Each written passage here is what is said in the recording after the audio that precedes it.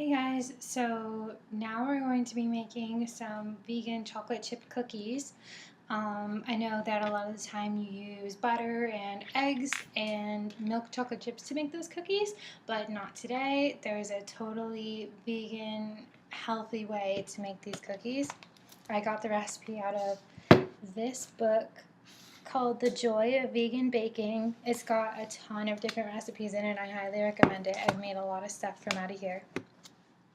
It's pretty easy, and before you start, you should probably preheat your oven to 350 and get two of your biggest pans ready. I line mine with parchment paper. You can probably put like aluminum foil or just not grease it or anything and it'll be fine. It's just an easier cleanup that way. So first, we're going to start with the egg replacer. I'm using this egg replacer, Ener G. It's just a powder. You can find it at health food stores. It's not that expensive at all. And water. So for this, for the equivalent of 3 eggs, you're going to put in 4.5 teaspoons of the replacer. So I'm just opening up the box and scooping it right out of there with the tablespoon 4 times and then the half.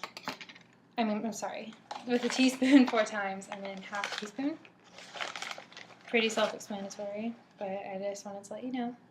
So I'm putting that into a blender. If you have a food processor, you can use that too. It doesn't really matter. That's 2, 3, 4. And I wouldn't recommend doing this by hand because when you do it by hand, it's going to be really, really hard, almost impossible to get it to the consistency that you want because you won't be able to do it as fast as the blender can or food processor. So then I'm going to take tablespoon measurement and get 6 tablespoons of water. This is just a bowl of water. I had it over here for more convenience. 6 of them. 1, 2, 3, 4, 5,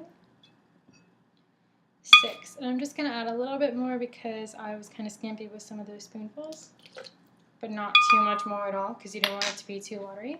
So then you're just going to close the blender up and just blend it until you get to a creamy consistency just for a few seconds, probably 20 or 30 seconds at most. Probably not even that much.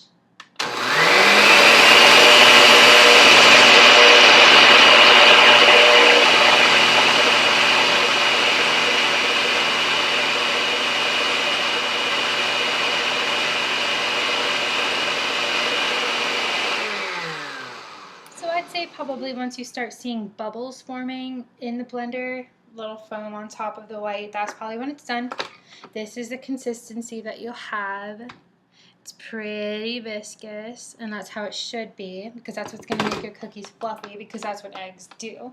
If you had cookies without eggs at all, they'd be really flat and crunchy. So I'm going to put all of this off to the side. I just need 1 sec to do that. I'm actually going to keep my bowl of water to the side. My secret little baking tip is to keep a bowl of water and a roll of paper towel by you because then you can dip in your used measuring utensils and wash and dry them right there so that you don't mix any of your things. And you don't have to keep going to the sink to do it every time. So let me just bring these over here. And I'm also going to be grabbing a KitchenAid mixer. You do not have to have one of these at all. I just have one because I happen to have one in my stepmom's. You can use by hand, but that would take a really long time, so maybe a hand mixer. I just have really bad experiences with those, so I'm using this. So next we're going to be taking butter, sugar, brown sugar, and vanilla. So if you want to go ahead and grab those. The butter should be softened. I've had mine sitting out for a little while, so it'll be fine.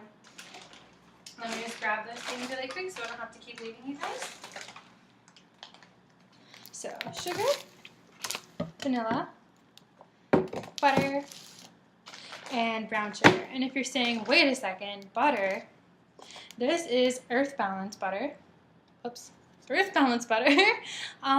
It's dairy-free vegan butter spread, kind of like a margarine. To me, it tastes just like butter. It does exactly what butter is supposed to do. It's pretty much the same thing, but better for you. Unfortunately, I haven't found any containers bigger than this one, which isn't very big. It's probably about a little bit bigger than the palm of my hand. I don't have really large hands, so that's how much that is. I go through it pretty quick when I'm using it to bake, but it works for this. So if I find anything bigger, I'll let you guys know. So let me just grab a mixing top. Okay. Sorry to keep leaving y'all. I wasn't very prepared, was I? And just put that on. Okay. So now we're ready to start. You're going to put in a whole cup of the non-dairy butter. So I'm going to use a spoon to scoop in the butter from the container since it's square. Just a regular tablespoon, not a measuring spoon. To scoop it from the container into a cup. This 1 cup measurement. So I'm just going to kind of put it in there. I have yet to see any vegan blocks of butter. If anyone finds one, please let me know, because that would be awesome. Like, Sam's Club doesn't have a big size of this butter. We're kind of on our own. So again, I'm just scraping it from in the container into the bowl, squishing it down every once in a while into the measuring cup. It's like seeing dollar signs run away. It's actually not that expensive at all, but it's just you're using it real quick for such a small container. Okay, I'm going to put in just a little bit more. And there we go. So I'm going to put that into that little bowl of water. I told you it was handy. And grab some paper towels. Told you those were handy. To get the butter off of my hands.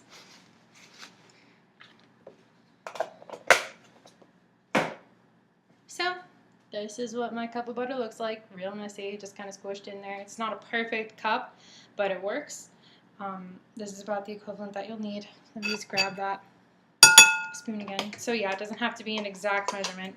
You just need a pretty good amount of butter. Try to get as close to a cup as possible, and try to make sure that it's soft so that it's easier to mix everything together, because you're going to be making a pretty smooth substance out of all these ingredients. So putting that into the little cup of water with the spoon. Now we're going to move on to the regular sugar. If you want to get really, really technical with your vegan baking, you're going to want to go to your health food store and get a bag of unbleached sugar. Unbleached sugar is not white. It's a very light brown, off-white kind of thing. The crystals are just a tiny bit bigger, and it's a lot more expensive that way for a very small bag. I baked that way for a little while and I decided it was too expensive. The problem is that sometimes bleached sugar is bleached using char from animal bones, the bones that are left over from the meat industry. So that's why a lot of vegans choose to use unbleached sugar. If I could afford it, I would, but I'm using regular sugar. Still, this is a vegan recipe. This does not make it not vegan because we're using unbleached sugar, because really that practice has been outlawed for a little while now. A lot of places don't use it anymore because of the issues that people were having with it. So really at this point you don't know where your sugar has come from exactly, but most sugars, it is safe to say, do not use the bleached sugar from that process. So off of my tangent, I'm just using regular Publix brand sugar. And we are going to be using a 3/4 of a cup of it. So just grab your 4th cup, fill it up 3 times, pretty basic math, and put it right in the bowl with the butter. So 1, 2, 3. I'm actually really excited for these cookies, guys. And then we're going to be using 3/4 cup of light or dark, firmly packed brown sugar. So I've got some old-fashioned flavor light brown sugar. I'm not really sure. I'm pretty sure that we got this from Sam's Club. This is a pretty big bag.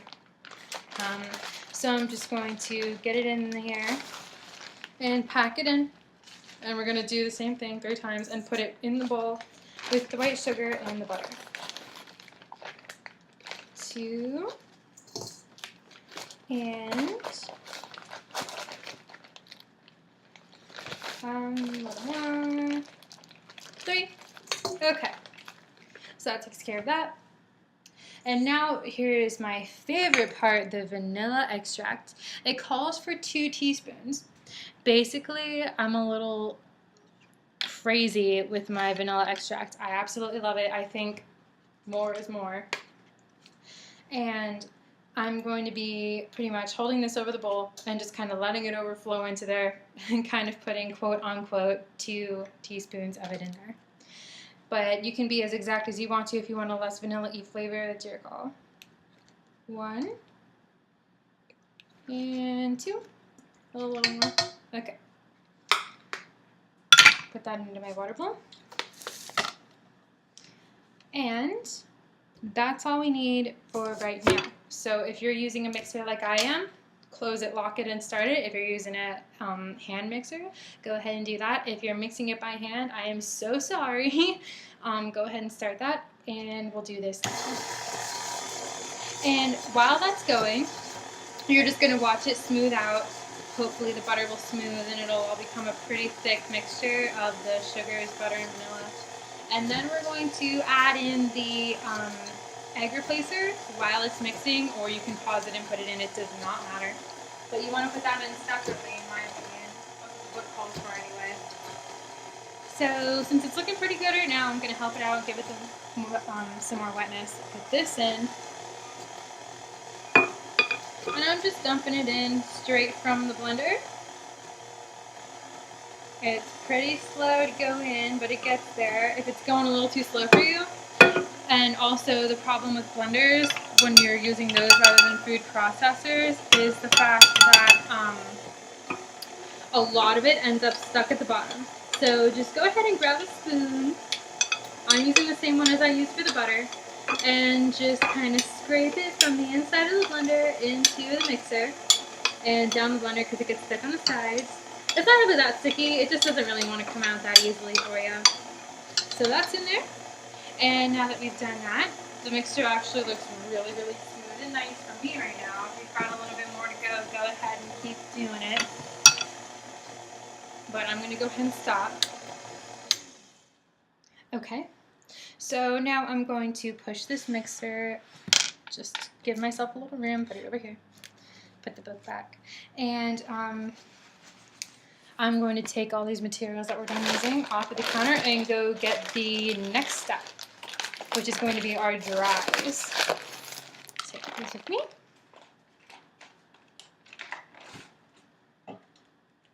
And I'm grabbing flour, this enormous bag. That's just what I have. Baking soda. I have a giant bag of that too. And salt. So here's my enormous, ridiculous baking soda. And my salt. I'm using the same salt as my first video. It's iodized salt. It's pink. I got it from the health food store. As you can see, it's not in a box or brand named. A lot of vegans have iodine deficiencies because they lack it in their food. So I'm going to be using that instead of regular salt, but it's not at all necessary. It's just my personal call. You can use whatever salt you want to. It's going to come out just the same. It's going to taste just as good. So we're going to put those not into the bowl just yet, but into a separate bowl. I've just got, move that out of the way, a large bowl and a whisker just to mix it up because you're going to have to stir them together. I'll put that up here. So you're going to need 2 1/4 cups of flour. You can use unbleached or bleached, doesn't matter. I mean, the book calls for bleached, but I use unbleached. Or, I mean, the book calls for unbleached, excuse me. But I use bleached every time, and nothing has happened that is bad. I always actually get raving reviews about these cookies, so honestly, I highly recommend this recipe because they come out really fluffy and big and not flat and crunchy. They're really soft and moist, and they're just really, really good. So I just wiped the extra butter out of there with some paper towel because I'd had it soaking in that bowl of water. So I'm just going to scoop 2 cups and put it in this big bowl. That's 1 cup. And I would probably get a big bowl because this is actually a lot of dry material. Here's 2 cups. I've got the biggest bowl I have. And a 40 cup. Same one as the sugar. I'm just getting some flour in there and putting it in the bowl. Okay, flour done. So now we need baking soda. It calls for a teaspoon. So if you've got a normal box like normal people, just pour it in there from the box. If you're like me and you have this enormous bag, just scoop it out with the teaspoon scoop. Hang on, let me dry off my teaspoon measurement.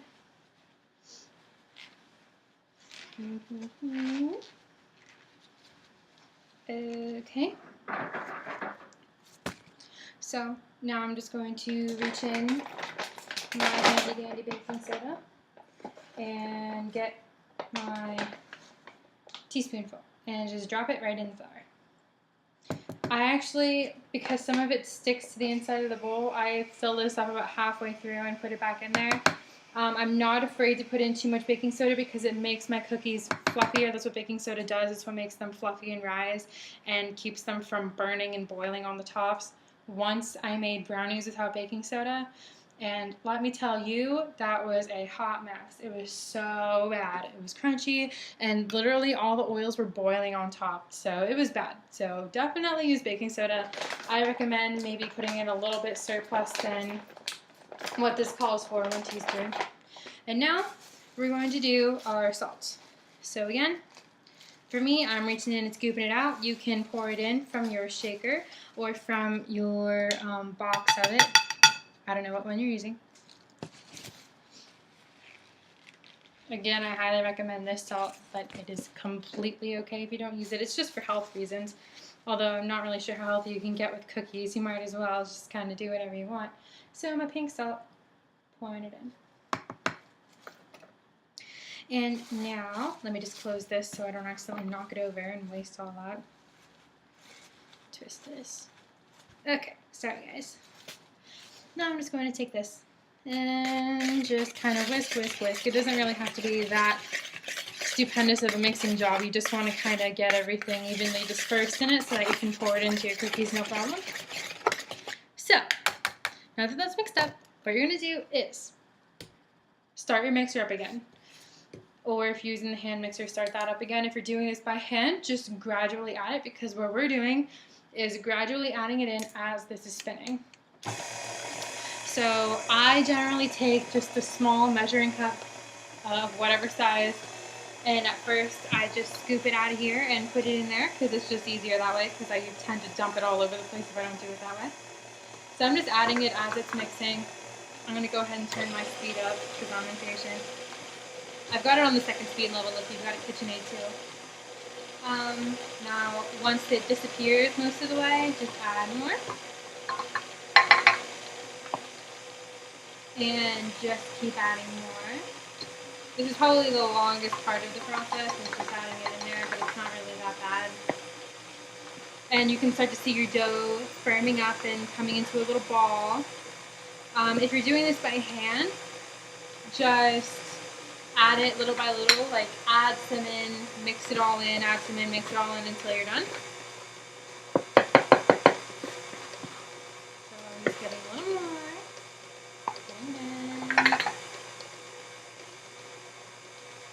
You don't have to be exact with this at all. Just make sure it gets mixed in there.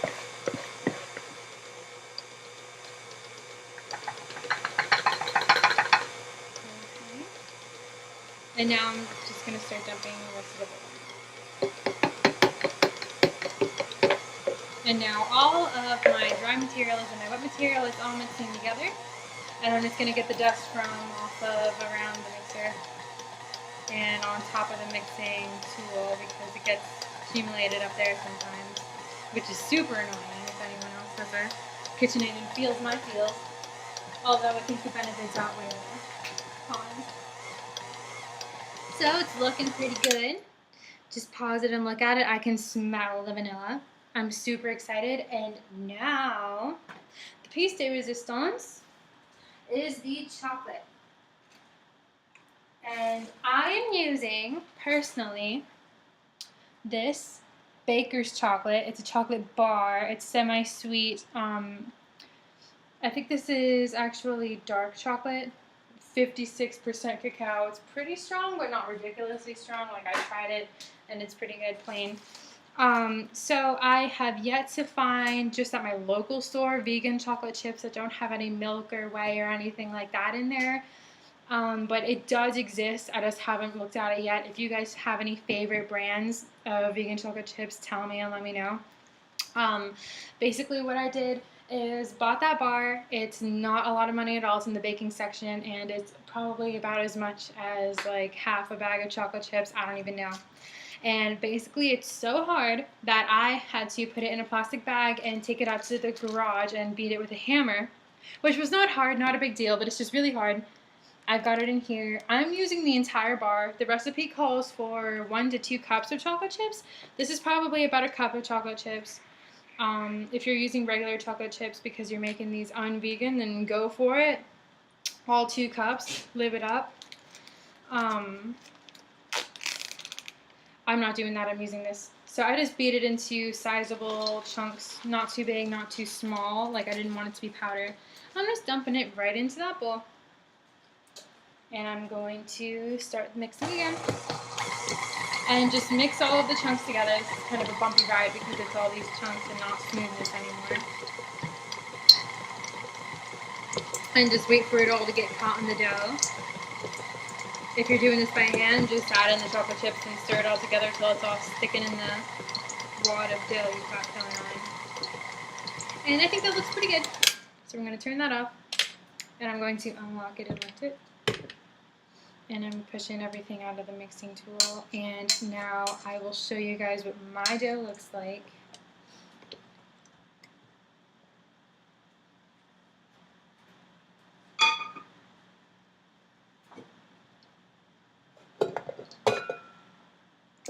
It's this consistency. It's pretty crumbly, but it's still really moist, so you can pack it all together into a ball with no problem. So now that your dough is done, all you got to do is ball it up, put it on a baking sheet. I don't make my balls too big or too small. I make them probably about the circle of my palm, and I make sure that they're mounds, like balls, and not flat, because that way they stay nice and thick and fluffy by the time you're done. So I'm not going to lead you through that, guys, because I think you can do that. Oven's at 350, right? And you're going to bake them for 8 to 10 minutes. I put mine in for 8 because I like my cookies to be a little on the raw side. And the best part about vegan baking, not only is it cruelty-free, but you get to eat the cookie dough, not being cruel to yourself, because there's no raw eggs that could give you salmonella. It's completely safe to eat your cookie dough, and I think that's probably the best part of making cookies.